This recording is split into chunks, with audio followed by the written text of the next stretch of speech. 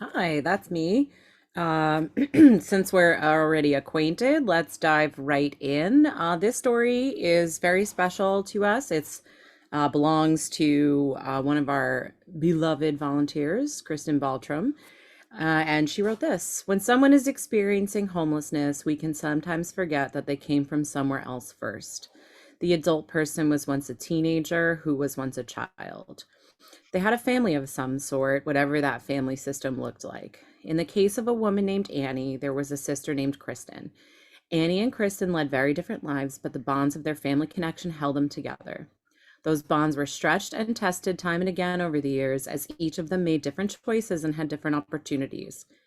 Even though it was Annie who was experiencing homelessness firsthand with her dog Millie, it was Kristen and the rest of the family members who experienced it from the other side.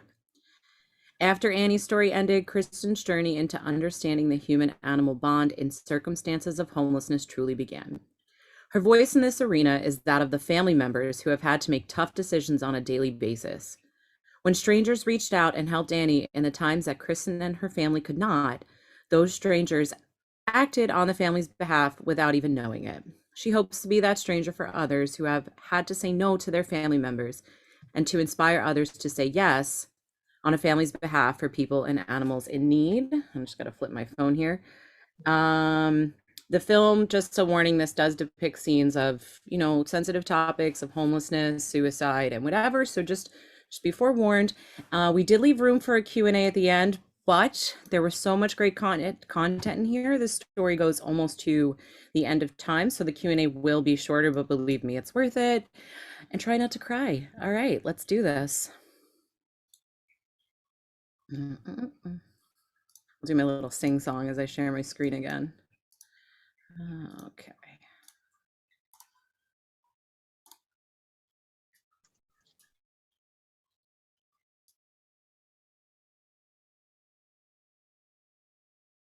I am Kristen Baltrum. I am the founder of Annie and Millie's Place, and we are based in Longmont, Colorado.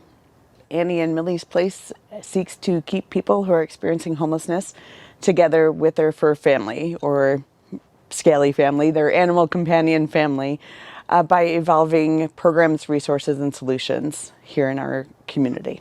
Annie was my sister, my older sister. There are three girls in our family, and she was the eldest. I was the middle, and then our younger sister is Katie. So Annie was my big sister. Annie was multidimensional, shall we say. From our childhood, she was fun and dangerous in her fun because she was always willing to push the limits for things. She was exciting. She was loved living on the edge. She was an athlete, so she was strong and fast as a track runner. She was one of the cool kids at school, and into our young adulthood, she was the one who was partying a lot and always felt like I looked up at her like, wow, she's one of the cool kids. Into some of that led to some really rough time as well. I think she was also a pretty angry child, which led to some probably living out of that space of anger for a while. And then into her adulthood, she was still pretty fast paced, but when she became a mom, she loved her kids. She was a great mom.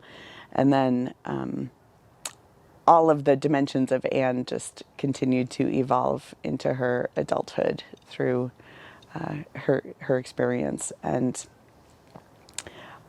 so she was fun to be with, but she was also, you never knew really what you were going to get on any given day with Annie. I was a very shy child, very timid, very quiet, reflective, which I think is what drew me to Anne's mischievousness a little bit, because she embraced so much of that, like, get me out of here, and wanting to go try things and do things and explore and be adventurous. And I wish that I had some of that for myself, but I was really shy and quiet.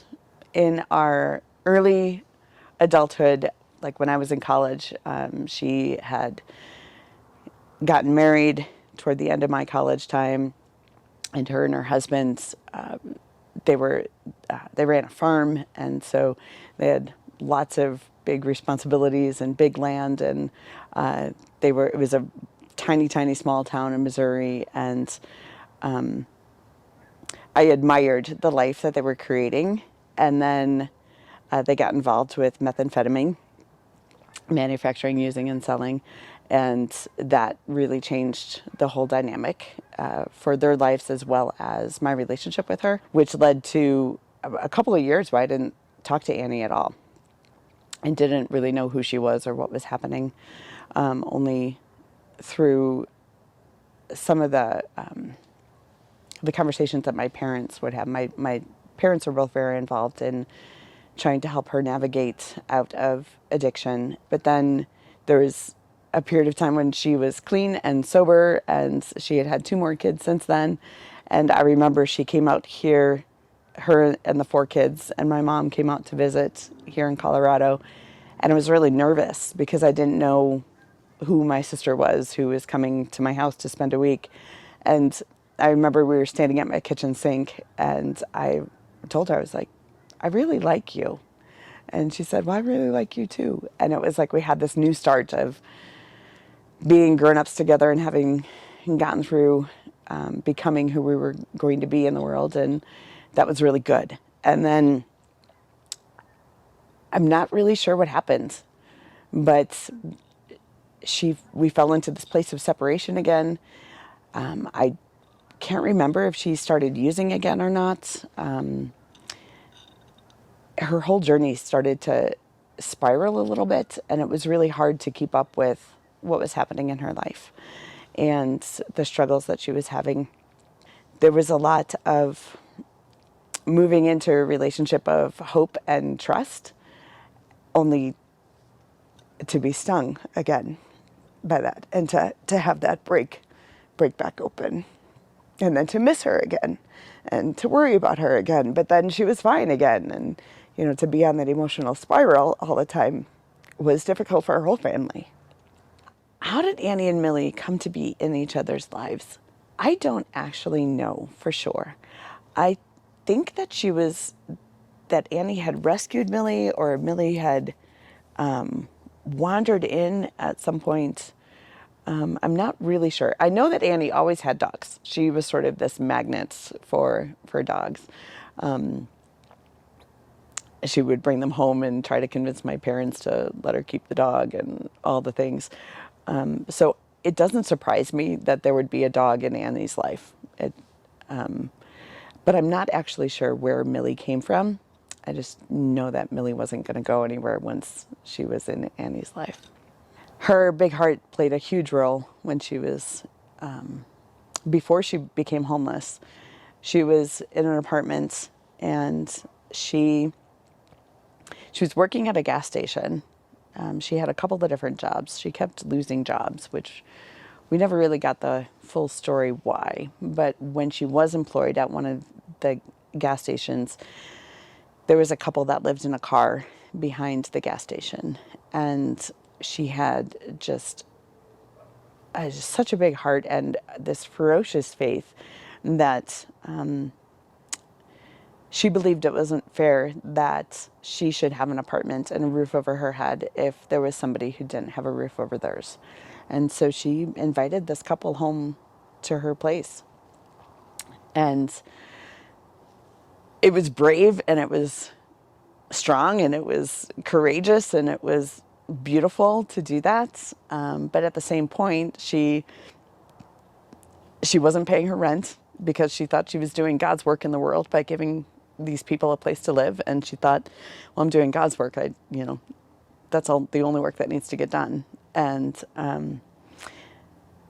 so she wasn't paying attention to the civil laws of things that matter, like your leasing agreement that says you're not allowed to have a pet. And she had Millie there anyway, even though she was given many warnings. And she had propped the security door open so people could come and go. And she thought she was providing hospitality, but the security door is there for a reason and for the other people living in the complex.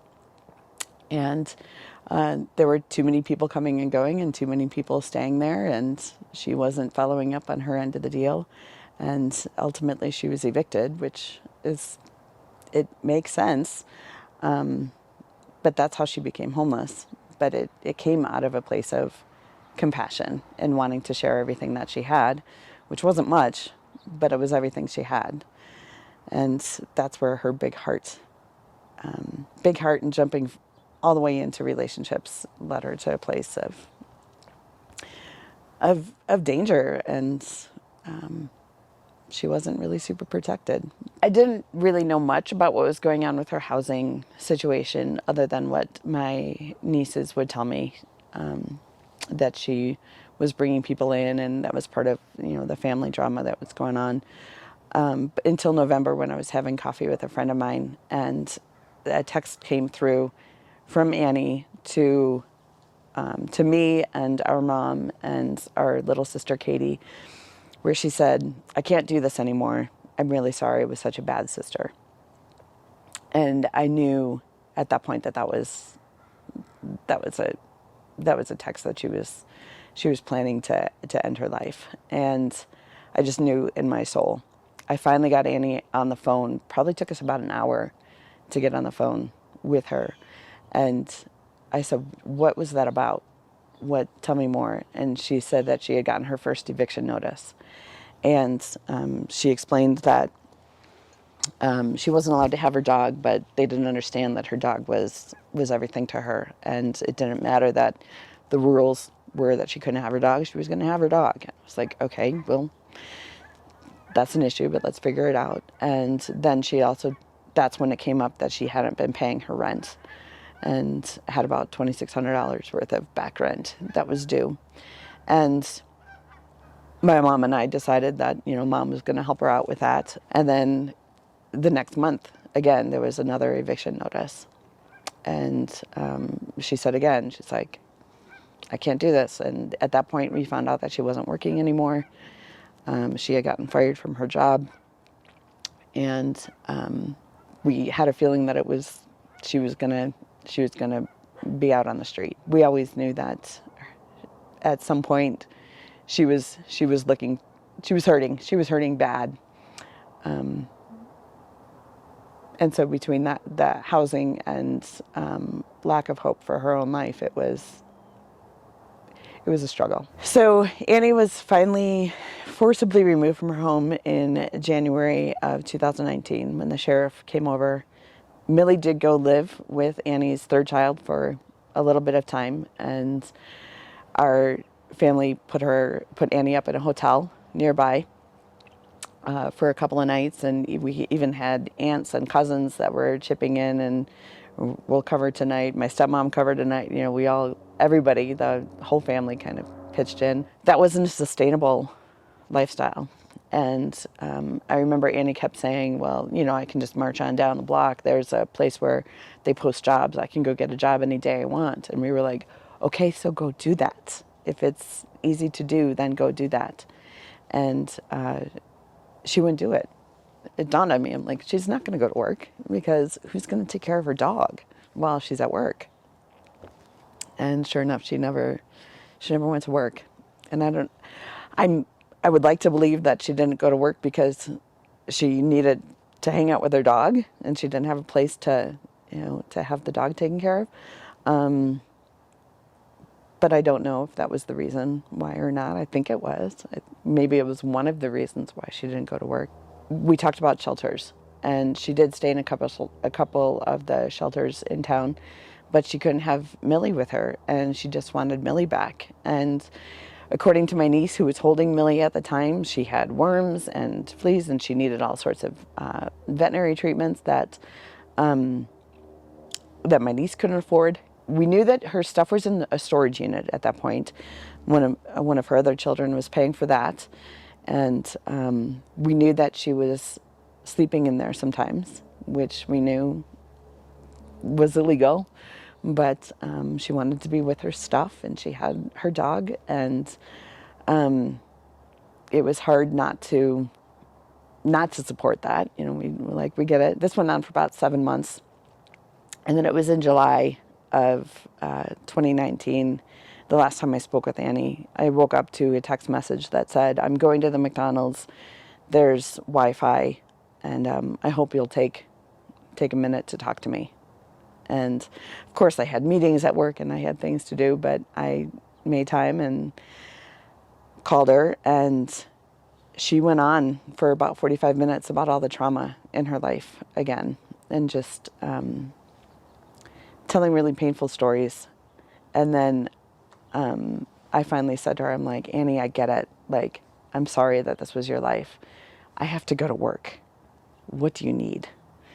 And she's like, "Well, I need $80 to pay for the storage unit."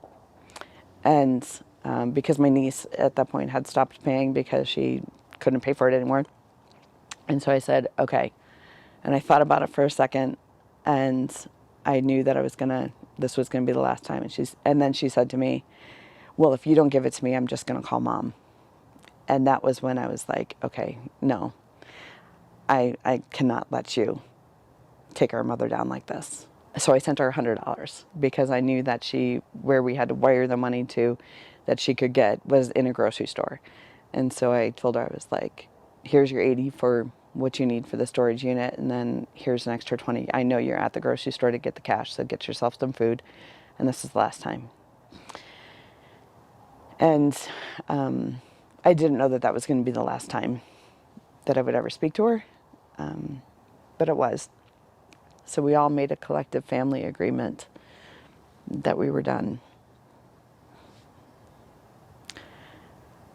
And that was really hard because we didn't know what that was going to mean.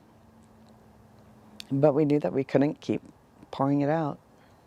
We heard about her through her Facebook posts, that she had gotten to Texas, and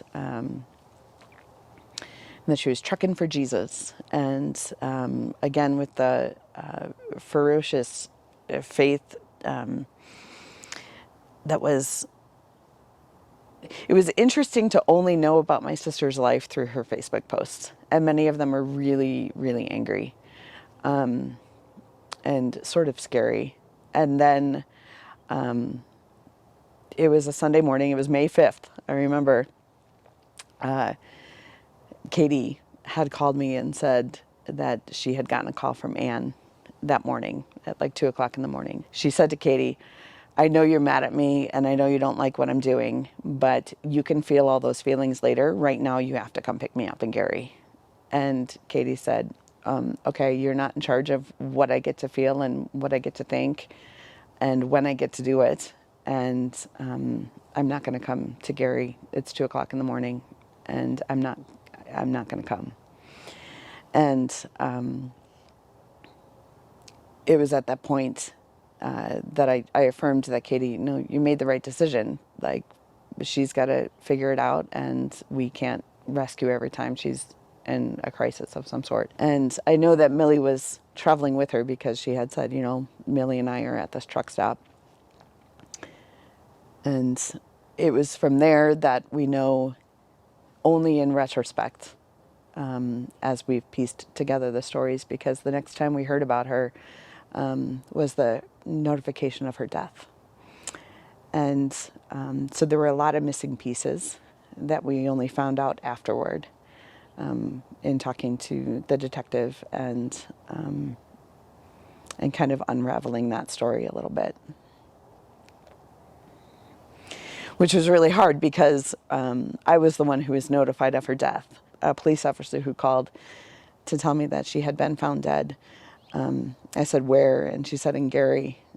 And so when I had to call my sister, Katie, and tell her that Annie had died, and her first question was, "Where?" And I said, "Gary." And Katie's first response was, "I didn't go pick her up."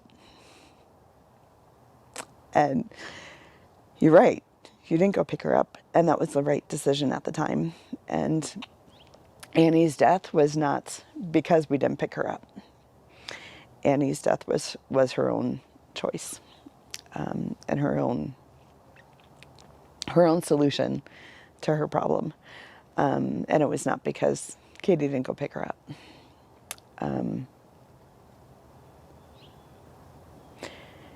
It was a hard hard realization, though, that when we knew that we were done, that she was done too. Where is Millie today? We don't know. When Annie died, Millie was there where she was sheltering.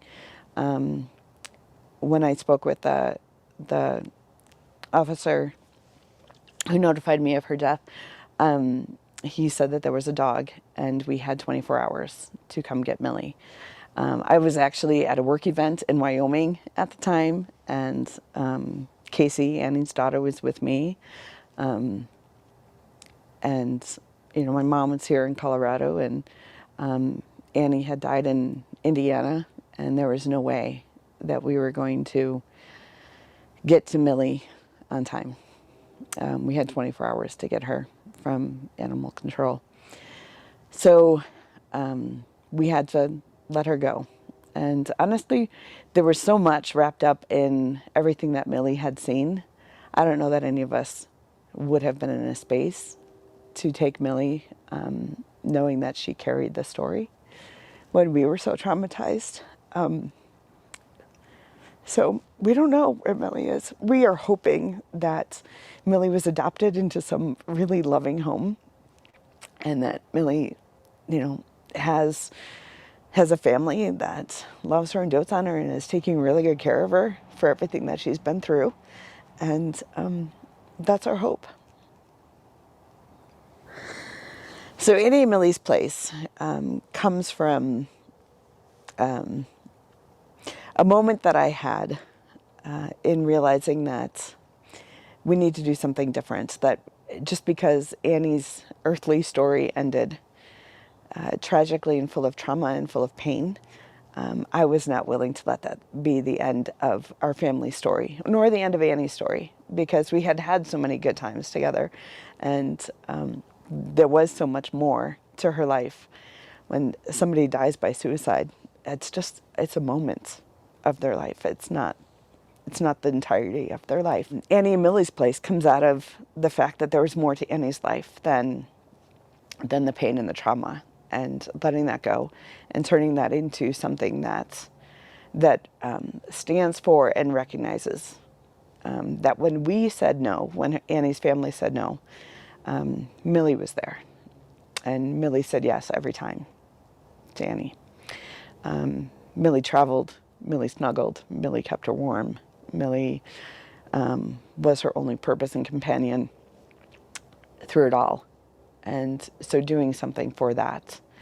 So Annie and Millie's Place is really an organization that acts on behalf of other families that have been through this, that have had to say no. We can say yes because we're not stuck in the family systems as we interact with people. We don't have the baggage and the emotion that we had in our own system with Annie, where we had to say no. We can say yes to these people again and again because we're not tied in the same way. And as I've started this organization, I have met many families who have been through this. And we all have different stories, but they all have the same story of having to say no to our family member. Grand vision for Annie and Millie's Place has a couple of different parts, but the first big part is I would love to open a day shelter type facility that just provides an oasis of care and respite for people experiencing homelessness who have animal companions.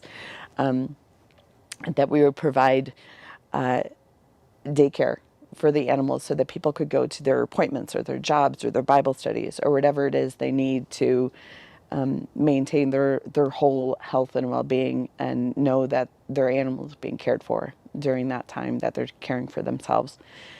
So some sort of low or no cost pet care for them, as well as running a foster network. So when people would need to spend some time away, either hospitalized or even if they have to go to jail or whatever, that for a short period of time, that their animal would be cared for by a family and then returned to them, so that they could be reunited, so that they would could count on that relationship when they were back and ready to care for their animal again.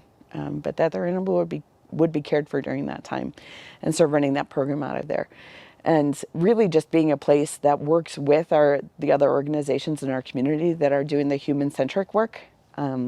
We just want to, help them expand what they're doing and help care for the animal while they care for the person, and put that all together.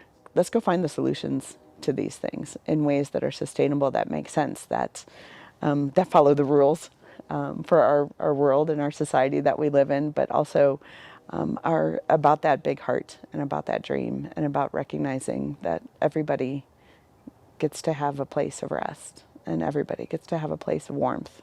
It was really hard during that time that Annie was sleeping outside. We knew that she was in a park. She talked about ditches that she had been sleeping in.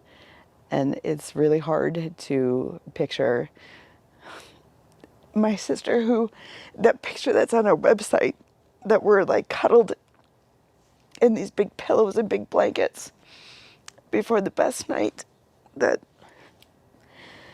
she was in a ditch somewhere. My mom always asked, is she warm? Is she warm or is she cold? What does she need? And the basic need of warmth and rest. So in human services, the biggest transformation would be to let these people keep their animal, because it's maybe the only relationship they have that's unconditional. That may be the only thing that's keeping them feeling like they have purpose in this world. But let them be warm. Let them have a place to sleep. That's not a ditch.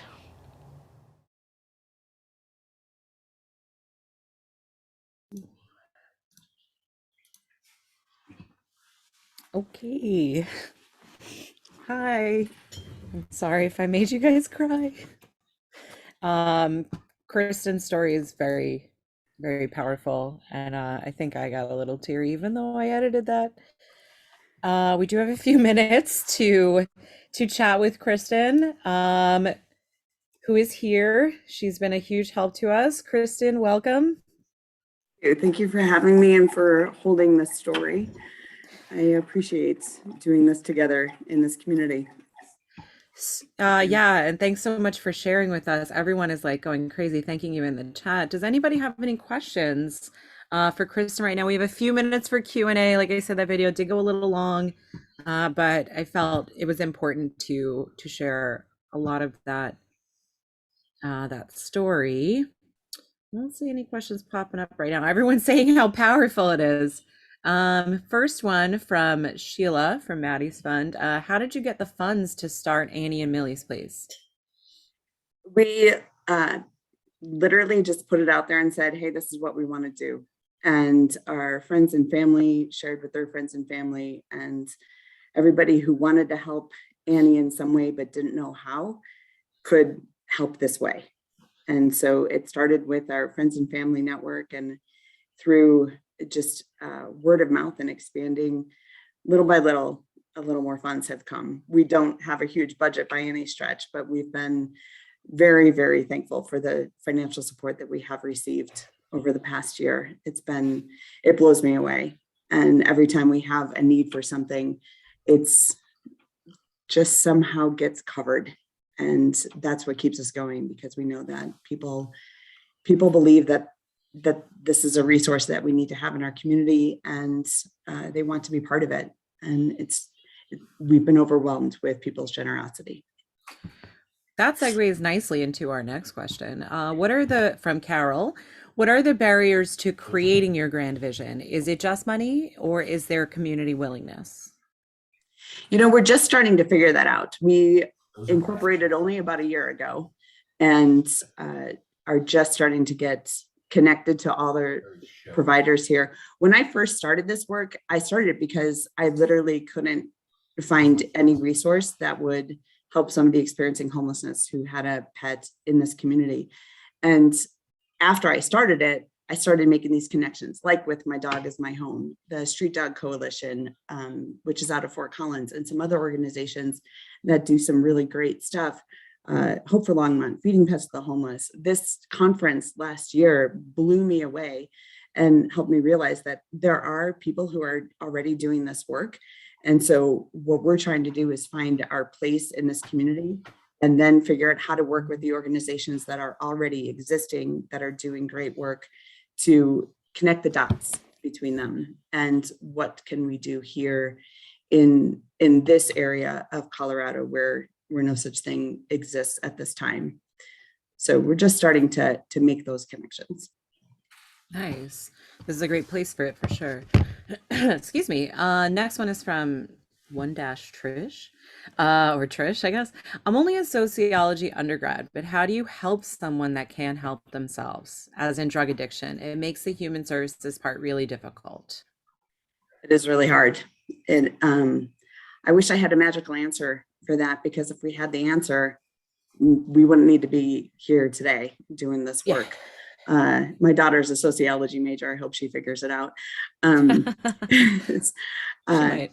She might. I wish that there was a better answer, because people do need to help themselves. And that's where we were at with Annie at some point. Like, we needed to pay attention to what we were trying to establish for our families, and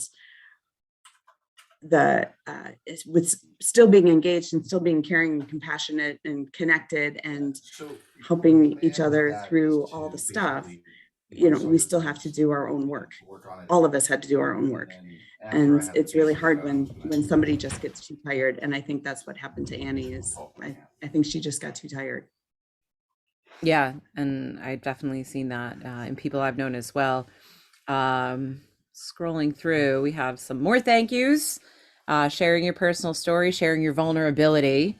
That's a big thing. It's a lot of people sharing this powerful story. So what is next for Annie and Millie's? What is on your wish list? Oh my goodness. I would absolutely love to find a place that we could build this shelter, this day shelter, like a drop-in here in our community, to office the house, like to have office spaces for the organizations that are already doing the human-centric work, but to offer them a place to come do that work for people with animals. And then we just help with the animals, and we just help making the access to the care, make the access to the appointments, make the access to the people just so much easier for them, and create a trusted environment where they can leave their animal for doggy daycare, or some sort of daycare situation, or a foster network if they need to go into a rehab situation. We were able to reclaim a dog for a gentleman who was arrested, and get his dog into foster. So a month later, when he was released, he got his dog back, and that was life-changing for him. And he's now housed and with his dog still. And so we're learning a lot along the way, but I would love to, have that place where people feel safe, that they can trust, and we'll just show up and support all the great work that's already happening. Yeah, and you can be like, I did that. Like, I took my traumatic experience and I truly helped someone. Kristen, this is from Hillary. Kristen, how is the best way to reach those struggling to let them know what services you have to be able to help? Like, how do you market that to a population that might not see marketing? For sure. Again, it's all through the partnership. We've been blessed to have partnership with Hope for Longmont, is homeless outreach providing encouragement. They're actually going to be in one of the breakout rooms tomorrow. They are the people doing the street outreach, and the Longmont homeless engagement effort is another street outreach in this area. So we're just in partnership and conversation with them, and we let them know what we have on hand as far as supplies. And as they reach out, they share the news about us, and they have our business cards, and they give our phone number out. We also have backpacks that we load with both human supplies and pet supplies. And we ask volunteers to keep these backpacks in their car. So when they see someone flying a sign, they can hand them a backpack. And in the backpack, there's also our postcard that tells them like a 1-paragraph synopsis of our story. And it also has our social media handles, phone number, email, website, all the different ways to contact us. And we have heard from people who've received a backpack and they've called us and asked like, hey, I need a leash. Do you have an extra leash? And I set up a time with a volunteer and we go and we meet that person and we give them what they need. So the word of mouth in that community has really been the strongest communication model. It's direct access. It's the quickest way. And people who are living in crisis and making choices out of crisis don't have time to surf the net for, trying to find where the local services are. So just trying to put the most direct contact information in people's hands as possible is our way that we do that. Nice. Next question from Danny. I don't want to butcher your last name, from PetSmart Charities. Kristen, are you open to people reaching out to you or your team? Thank you so much for sharing your story. 100%. We would love to hear from any of you. I think we're going to put our website in the chat and my email address is on there. That generic email address comes directly to me. And so I'll be answering all of the phone calls, text messages, and emails from there. But I would love to be in touch. So many of you are doing such great work, and I'm blown away with the expertise that you all bring. And I'm anxious to learn from all of you, as well as share more of our story and how we can connect our passions and our stories to serve the people who need us. Very cool. Yeah, we'll make sure to put that down. There are so many messages in this chat, Kristen. I'm just going to keep going. I'm not even like close to the bottom yet with my scrolling. I promise you all I will go through and read it when I can. I will take screen grabs. Yeah. Let's see. How were you able to start? I feel like maybe we touched upon that. Like, how were you able to start it? It was just, a vision, and it's just a vision. And it was interesting when I had the idea and then I looked at my circle of friends. I have a very close friend from college who has been working in the homeless and poverty issue world at state and government level for decades. And she was a very close friend of mine. So I could learn from her. I have another friend who is really good at understanding nonprofit management. She's been a member of 3 nonprofits globally. And then another friend of mine from high school who knew Annie actually works for one of the school districts in homeless education. And then I have another friend who is an accountant at a major for-profit company out here, but she's a numbers whiz. And all of a sudden, some other friends of mine are part of the street outreach teams up in Fort Collins and around. And I was like, I have all of the right people in my circle. Like, we can start answering these questions. And it was one of those like aha moments of, we know the right people. Let's all get in the same room and let's talk about what we're doing. And let's just do it. Let's just start somewhere, because you can't get anywhere if you don't start somewhere. So we just started and went before we were ready and just went. I had muted myself. Does your organization help with basic vet care? Yes, we do. We've gotten a lot of calls about that people need help with getting vaccinations and just some basic care. There's been a couple of emergency surgeries with spays and neuters.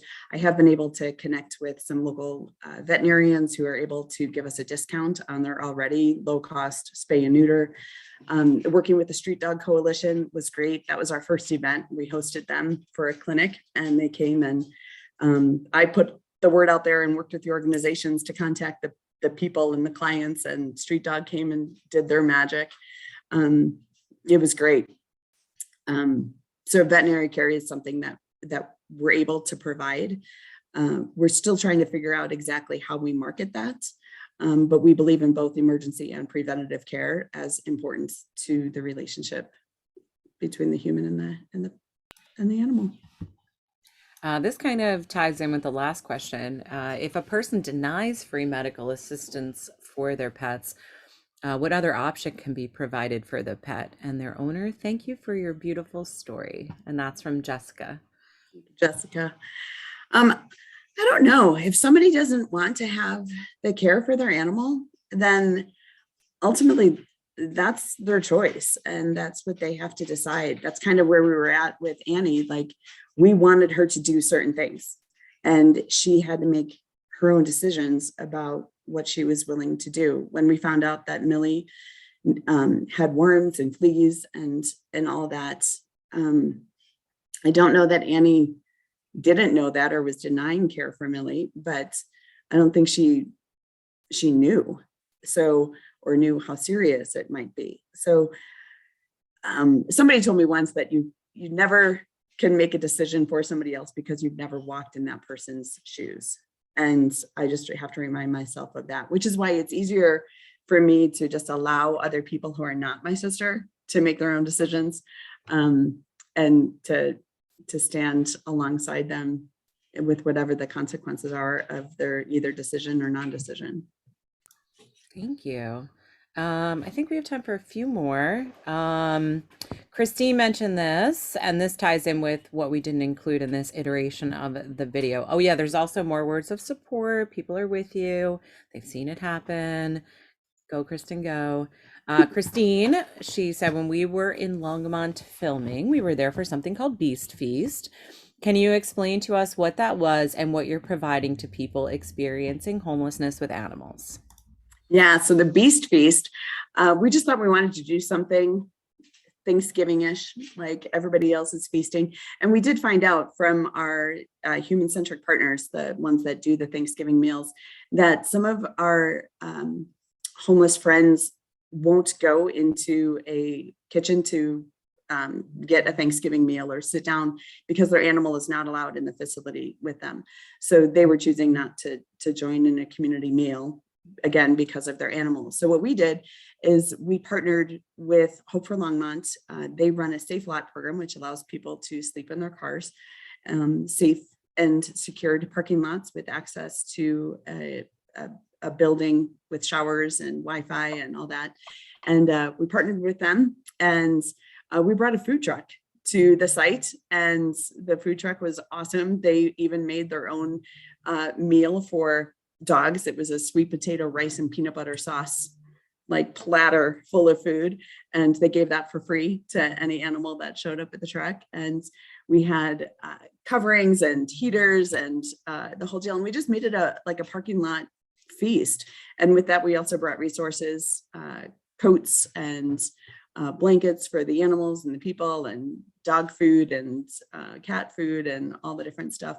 So it was fun to have a real feast that felt like a celebration with the clients of Safe Lot. And then again, like word of mouth went around, and there were people who just showed up and came and got free food truck meal. They got to choose their meal, and their animals were fed, and everybody was cared for. And we watched the sunset under the shade, and it was beautiful.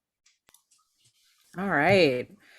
So there are still a lot of messages popping in the chat, but we are at time, and we did go Right. over just yeah, I will you go can through the chat, and I promise I will try to respond to every question personally. Thank you so much. You might have to. There's like 52 unread messages down there. So I just to let will. you know, you've had an impact. Just a note for everybody that what you saw of Kristen's interview is kind of just the beginning of this project we're working on. We're looking to do like a more complete thing with pandemic constraints and this and that. It didn't work out finishing that for this, but stay tuned because that will be, you know, around for your viewing pleasure sometime in the near future. And Kristen, thank you so much for volunteering with us, number one, for sharing your story, and for, you know, so eloquently answering all of these questions. Thank you. Thank you so much for holding the story and for allowing us to hold yours. We appreciate you. Of course. All right.